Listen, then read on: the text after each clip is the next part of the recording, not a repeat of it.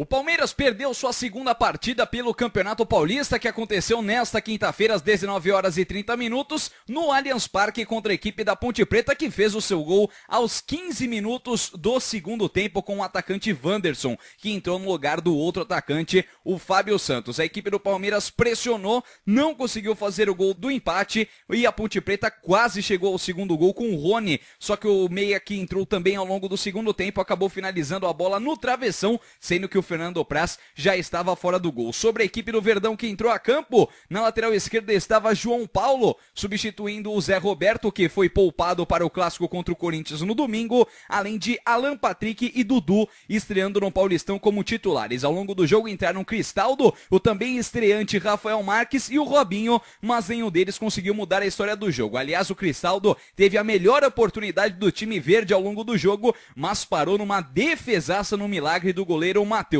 Agora o Verdão se concentra para o clássico do próximo domingo contra a equipe do Corinthians às 17 horas, novamente no estádio Allianz Parque. O detalhe desse jogo aqui foi confirmado torcida única, ou seja, o manto só será verde no domingo. E o detalhe positivo do dia de ontem no Verdão ficou por conta de mais uma contratação, a 19ª do clube, que foi confirmada pelo gerente de futebol Alexandre Matos, e é um jogador que já é conhecido pelo torcedor alviverde, Cleiton Xavier, que atuou nos anos de 2009 e 2010, tem 31 anos e está de volta ao futebol brasileiro. Ele já tinha quebrado seu contrato com o Metalist da Ucrânia e aí ontem foi confirmada a contratação do 19º e o que tende a ser o último reforço alviverde, pelo menos para esse início de temporada 2015. De São Paulo, com informações do Palmeiras, Rodrigo Vitar para a Web Rádio Prêmio Esportes.